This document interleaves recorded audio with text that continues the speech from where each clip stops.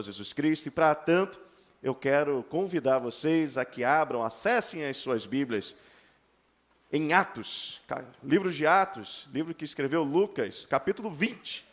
Nós vamos ler os versos 7 até o 12. E eu quero alertar aos irmãos, cuidado com a janela. Vamos ler? Atos 20, versos 7 até o 12. No primeiro dia da semana, reunimos para partir o pão. E Paulo falou ao povo. Pretendendo partir no dia seguinte, continuou falando até meia-noite. Havia muitas candeias no piso superior onde estávamos reunidos. Um jovem, chamado Eutico, que estava sentado numa janela, adormeceu profundamente durante o discurso de Paulo. Gente, ninguém vai dormir hoje aqui não, né? Amém? Está todo mundo aí? Acordado? Não, beleza. Ou penso. Vencido pelo sono, caiu do terceiro andar. Quando levantaram, estavam mortos. Agora que ninguém vai querer dormir. Agora ninguém vai querer dormir. Paulo desceu, inclinou-se sobre o rapaz e o abraçou, dizendo: não fiquem alarmados, ele está vivo. Então subiu novamente, partiu o pão e comeu. Depois continuou a falar até o amanhecer e foi embora. Levaram vivo o jovem, o que muito os consolou. Vamos orar? Santo Deus, aqui estamos, Senhor, para cumprir, realizar a Tua vontade. É importante, Senhor, que nesse momento, é necessário, Senhor, que nesse momento, que eu diminua, para que o Teu Santo Espírito, Senhor, cresça, para que o Teu nome cresça, para que o Teu nome, Senhor, seja exaltado, para que o Teu nome, Senhor, seja celebrado, e que Teu Santo Espírito, Senhor, esteja de uma maneira toda especial, me ungindo nesse momento e aos corações e mentes de cada irmão aqui presente, para que a Tua palavra, Senhor, encontre acolhida, de maneira, Senhor, que possamos praticá-las, e assim, Senhor, testemunharmos de que somos filhos de quem somos filhos do Deus Altíssimo. E é por isso, Senhor, que nós oramos desde já agradecidos, porque nós oramos com fé, no nome que está acima de todo nome, que é o nome de Jesus. Amém e amém. Louvado seja o nosso Deus. No contexto desse trecho que nós acabamos de ler, Paulo estava ali na sua terceira viagem missionária, em que ele estava ali divulgando o reino de Deus. Nessa altura do campeonato, ele estava ali parado na cidade de Troade.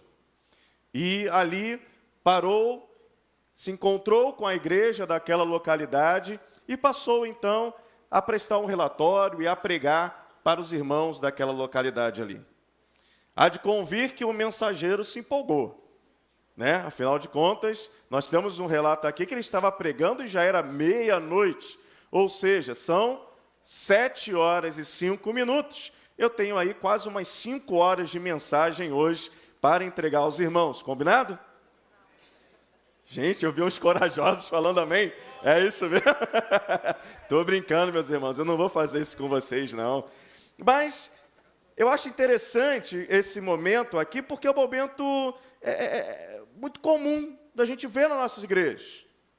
Pregador famoso na área, igreja lotada, pessoal prestando atenção, e aí um mensageiro ele se empolga.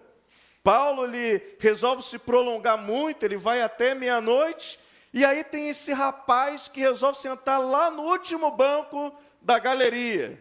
Cuidado aí, irmão, estou olhando para você. Estou olhando. Esse rapaz ele costuma sentar ali no último banco da galeria, só que ele ainda vai sentar no parapeito da janela.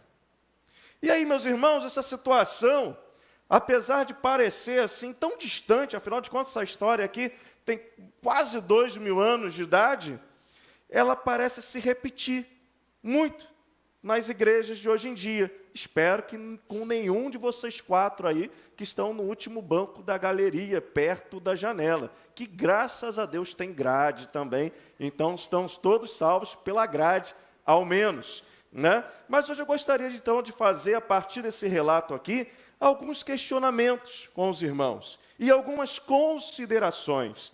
A primeira que eu gostaria de fazer com vocês é: por que alguém vai se sentar logo na janela? Eu fico me perguntando o que levou aquele jovem a se sentar lá no fundão, no parapeito de uma janela. Tem gente que gosta de viver perigosamente. Tem crente que gosta de botar uma adrenalina na sua santidade. Não adrenalina de uma história assim que eu tenho da época da minha infância, quando eu estava ali na igreja de Olaria, e aí eu era pequenininho mesmo, assim, talvez uns 7, 8 anos, molecote. A igreja tinha 3 andares, era o primeiro andar, o segundo andar, e o terceiro andar era no terraço. E aí na escadaria última, que sobe até o terraço, é um grande vão, que você contornando assim, você tem um muretim, que é de 1,20 m mais ou menos, e um grande vão. E o que a gente fazia? Ia até o terraço, subia naquele muro, ficava segurando assim, e fazendo besteira, como toda criança, fazendo besteira. Os irmãos perceberam aqui o grande recurso didático. Ainda tem água, tá? Que bom. Eu vou te dizer que apesar da distância, 4,20 metros, era uma grande emoção, uma grande adrenalina. Mas isso é coisa de criança, gente. Isso é arte.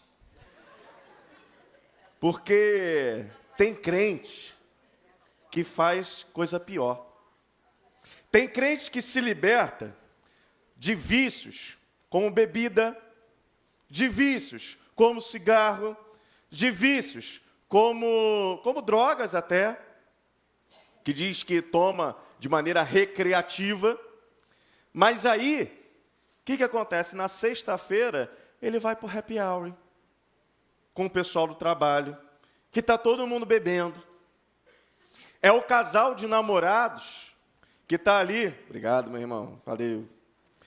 É o casalzinho ali de namorados que está naquele namoro assim, que é um fogo e não tem nada a ver com fogo pentecostal. E aí, quando chega na casa da namorada, vê que os pais estão ausentes, ao invés de ele ir embora, ele resolve ficar na casa. Está procurando o quê? Está vivendo perigosamente.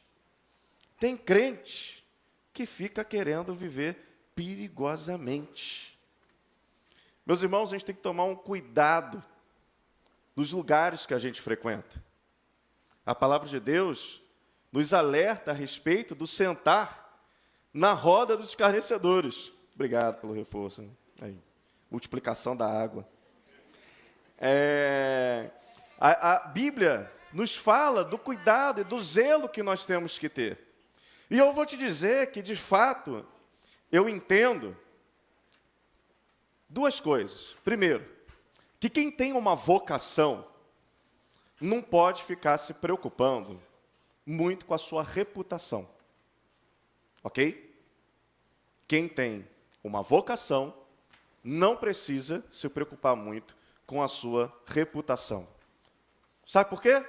Porque hoje os valores estão invertidos. Então, se você é um cristão, se você tem princípios e valores do reino de Deus, você já deve estar sendo taxado de uma porção de coisa.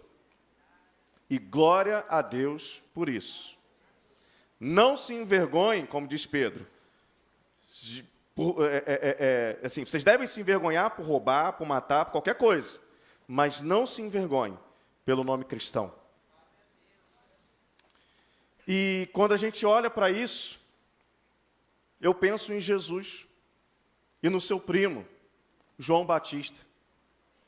A ponto de que foi escrito e registrado pelo evangelista Mateus, que veio João, que jejua e não bebe vinho, e dizem, ele tem demônio. Veio o Filho do Homem comendo e bebendo, e dizem, aí está um comilão, beberrão, amigo de publicanos e pecadores. Mas a sabedoria é comprovada pelas obras que acompanham. ou como diz em outra tradução, pelos resultados que produz. João e Jesus, eles foram identificados assim no cumprimento da sua missão, porque eles tinham algo a realizar em submissão à vontade de Deus. E vieram aqueles que lhes opunham e taxaram a eles vários apelidos. Não foi só João Batista que foi dito que tem demônio, Jesus também foi acusado de operar milagres por Belzebu. Mas, meus irmãos, isso só é válido se estivermos realmente no cumprimento da missão.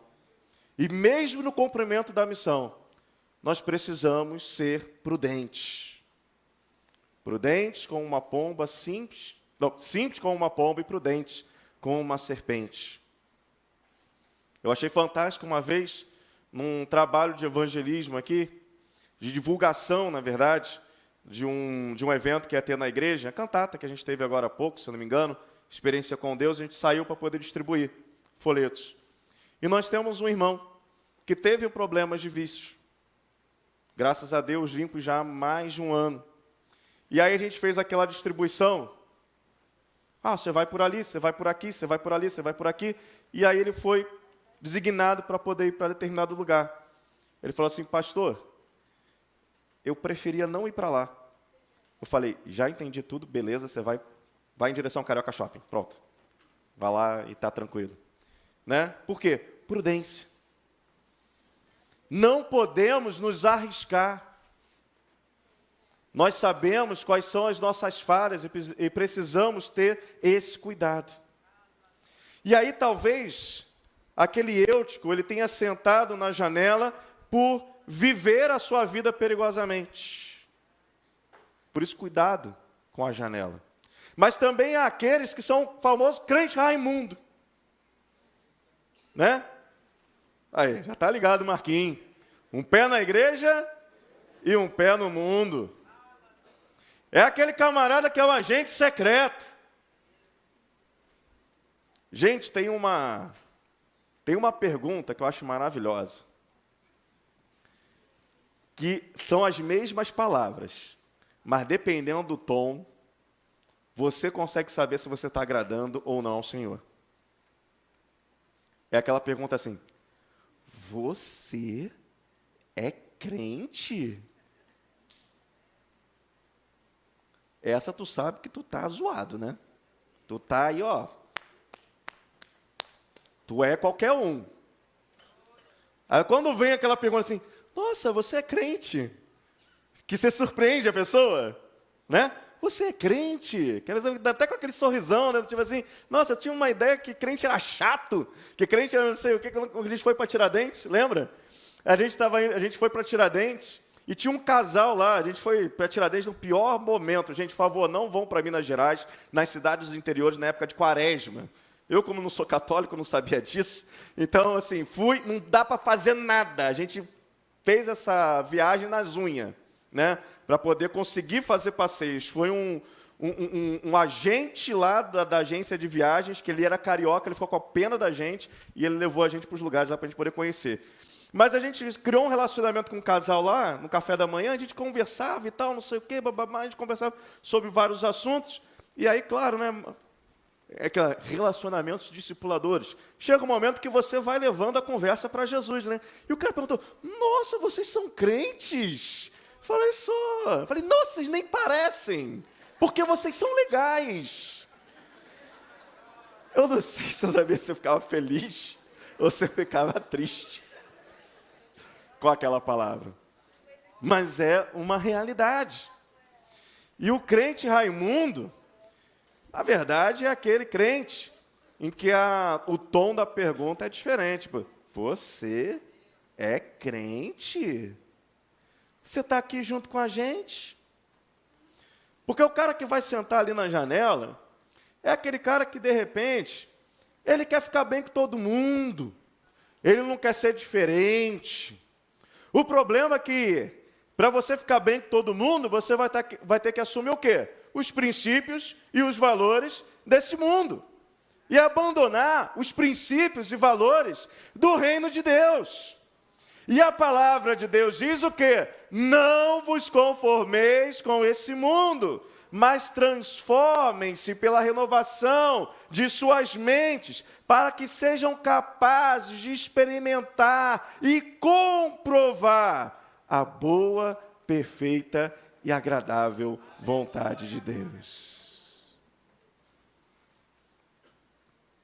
Crente não pode ser agente secreto, crente não pode ser crente Raimundo, crente não pode ser crente girafa, né? O que é o crente girafa?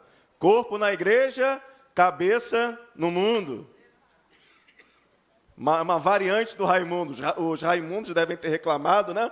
Os irmãos Raimundos devem ter reclamado, aí inventaram o girafa para poder, né? Aí, tirando as girafas da Amazônia, que devem talvez se doer com isso, que alguns dizem que existe, né? Eu acho que a gente pode ficar com o girafa. Outra coisa que alguém pode optar por sentar na janela é por falta de opção. O camarada chegou lá e talvez não tivesse encontrado um lugar para ele poder sentar. E tem gente que é assim na igreja. Pessoas que entram na igreja e não conseguem ainda se achar como membro do corpo de Cristo. Meus irmãos, nós vamos agora para a Assembleia de Movimentação de Membros, na quarta-feira, às 19 horas. Reforçado, irmão, cara. E aí, para todas as pessoas com quem eu converso, quando elas vêm solicitar a sua carta de transferência, eu pergunto para elas, às vezes eu pergunto para elas, na verdade eu sempre pergunto para elas o que elas já fizeram na igreja anteriormente. Pessoal que vem de transferência e aclamação. Mas eu sempre pergunto assim, mas o que Deus está falando para você poder trabalhar aqui? Porque a igreja não é clube. Dízimo não é mensalidade. Membro não é sócio, não é frequentador. Nós somos membros de um corpo e temos uma função. E crente não foi remido e comprado com o sangue precioso de Cristo para ficar sentado no banco todos os domingos e só deixar a vida passar. Você foi comprado e remido com o precioso sangue de Cristo para servir a esse seu novo Senhor, que te chamou para uma liberdade, que te livrou da escravidão do pecado. Então, essa falta de opção, a pessoa se sente meio deslocada, porque está faltando conexão com Deus, de buscar em Deus os propósitos para a sua vida. Aí a pessoa, porque não tem nada para fazer, e olha que eu estou botando aspas aqui, porque é só perguntar para os ministros aqui da igreja, né, se eles desejam alguém para poder ajudar em determinada área, ele vai dizer, sim, com certeza, temos vaga para trabalhar. Pergunta para o irmão Walter ali se ele precisa de alguém no evangelismo, pergunta para o pastor João Gomes se ele precisa de alguém que ajude ele na terceira idade, pergunta para mim, vagas abertas no Ministério de Ensino, assim também como no Infanto Juvenil, assim como no Ministério das Mulheres Cristãs em ação, assim como as mulheres conectadas com Deus, assim como os homens, assim como os surdos. Já falei do Infanto Juvenil, também precisa. Quem está faltando, João? Juventude também, os adolescentes estão ali, Juju se manifestando. Por favor, venham e trabalhem do nosso lado, somem. Vocês são membros de um corpo, e se Deus os chamou para cá, os chamou para um propósito. Eu lembro até aquela musiquinha, né? Para cada crente o mestre preparou um trabalho certo quando resgatou. E o trabalho a quem Jesus te chama aqui, como vai ser feito se não for por ti? Por Jesus é trabalhar, prontamente e fielmente trabalhar, em servi-lo que prazer e só tu, ó crente, o poderás fazer. É hino de velho, né? Mas fazer o quê? Eu gosto. Curto muito. Esse aí, então, acho que é harpa cristã, hinos e cânticos, alguma coisa assim. Bem cantor cristão é. Mas o segundo questionamento que eu me faço nessa noite é: o que levou ele a dormir naquela janela? O primeiro questionamento foi: o que levou ele a escolher a janela? A outra coisa é: o que levou ele a dormir naquela janela? Cansaço. A gente tem muita gente na igreja cansada. Cansada fisicamente, mentalmente, espiritualmente. É muito comum a gente encontrar gente cansada na igreja. Sabe, cansada da rotina, cansada de um ativismo, porque há muitas igrejas que se pautam por eventos. E igrejas que têm eventos espirituais também produz espiritualidades eventuais. Porque não há constância, não há discipulado, não há acompanhamento, não há o cotidiano de uma comunidade que vive mandamentos de mutualidade, e isso cansa. Porque pessoas cansam. Crente cansa. Não, pastor João? Às vezes crente cansa. Mas, meus irmãos, que alegria a gente saber que o nosso Senhor, Ele diz o seguinte: venham a mim, todos vocês que estão cansados e sobrecarregados, que eu lhes darei descanso. Oh, que bênção, Senhor! Então não vou fazer nada, que coisa linda. Não. Ele diz assim: tomem sobre vocês o meu jugo e aprendam de mim, que sou manso e humilde de coração, e vocês encontrarão descanso para as suas almas, pois o meu jugo é suave e o meu fardo é leve.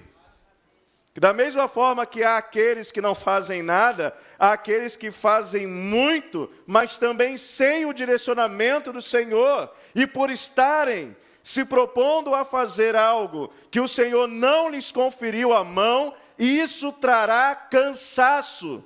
Por quê? Da mesma forma que os que não fazem nada, os que fazem por ativismo, ou que fazem algo que o Senhor não lhes deu a mão, estão errando no seu compromisso com Cristo. Outra coisa que poderá fazer esse jovem Eutico dormir: o desinteresse. O desinteresse pode ser causado por vários motivos, mas o que torna, eu acho, que as pessoas mais desinteressadas, mais apáticas, mais sonolentas espiritualmente, é aquele pecado doméstico. Sabe pecado doméstico? É aquele pecado assim que a gente sabe que está errado, mas não confessa. É aquele pecado que a gente está lutando e a gente tem o medo e o receio de expor ao Senhor para que Ele trate, para que Ele mude. Como aquele homem que estava ali há anos com a sua mão mirrada. E você imagina o que foi para aquele homem, quando Jesus manda ele sair da multidão e levantar a sua mão. Ali lhe mostrou a sua dificuldade, a sua limitação, a sua deficiência. Mas a partir do momento que ele expõe isso ao Senhor Jesus, a sua mão volta a ficar sã. A tua sanidade, a tua santidade está em expor ao Senhor aquilo que você ainda cultiva no seu coração. e que o desagrada, e você sabe que isso desagrada. Isso vai criando assim esse desinteresse, vai criando assim essa empatia, essa sonolência. E aí pensando nessa sonolência, nesse soninho, eu lembro do que Paulo escreveu ali para os Efésios, quando ele diz: desperta tu que dormes, levanta-te dentre os mortos e Cristo te esclarecerá. Então, meu irmão, se você anda sonolento na sua espiritualidade, derrame o seu coração, faça como o salmista: Senhor, esquadrinha o meu coração, vê se há nele algo mal. Porque o Senhor é aquele que examina e esquadrinha os corações. E diante de um coração quebrantado e arrependido, Ele se inclina e ministra a sua cura. E o Senhor está perto. E o procure, meus irmãos, enquanto o Senhor está perto.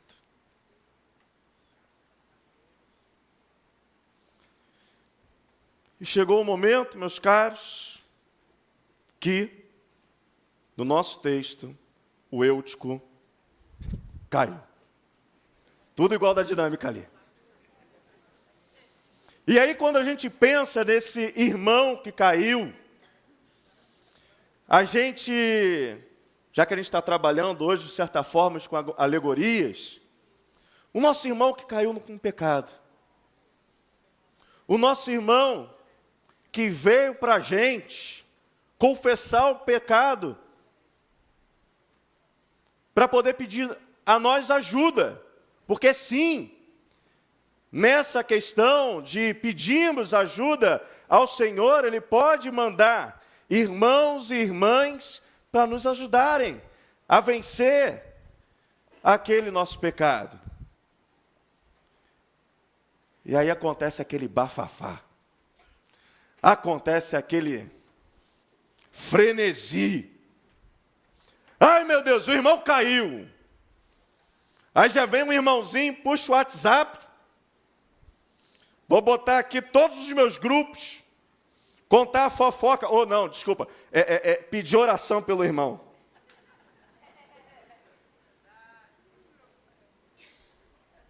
Qual é a função da igreja? Vamos ajudar a igreja. Vamos até esse que caiu. Vamos cuidar. É isso que aconteceu ali, ó. Versículo 10. Paulo desceu, inclinou-se sobre o rapaz, o abraçou, dizendo: não fiquem alarmados. Ele está vivo. Enquanto há vida, há esperança. Porque o nosso Senhor é o doador da vida. Porque nós somos a comunidade da vida. Nós fomos prometido para nós que Ele veio para trazer vida e vida em abundância. Então, para o nosso irmão que cai, com muito amor, com muito zelo, nós temos que ministrar sobre a vida dele alegria, vida, graça, misericórdia, fraternidade, porque foi muito caro o preço para que hoje nós pudéssemos chamar uns aos outros de irmãos.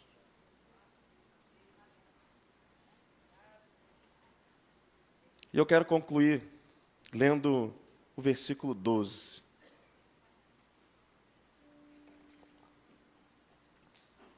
Levaram vivo o jovem, o que muito os consolou.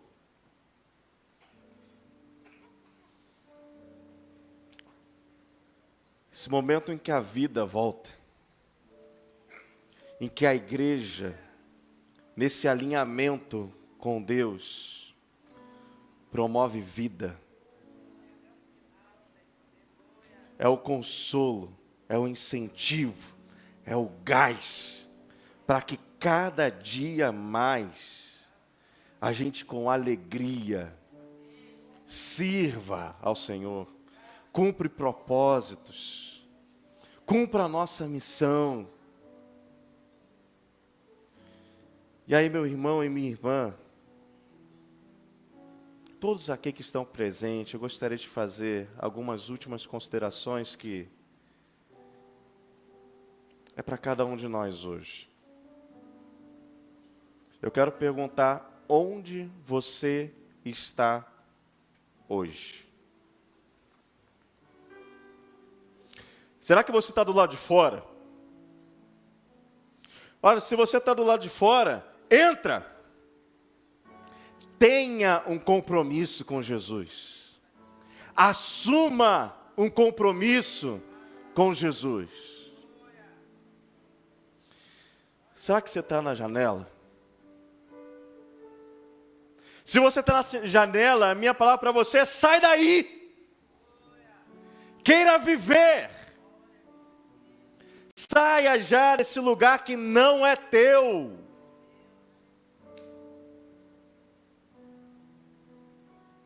Você está no chão caído?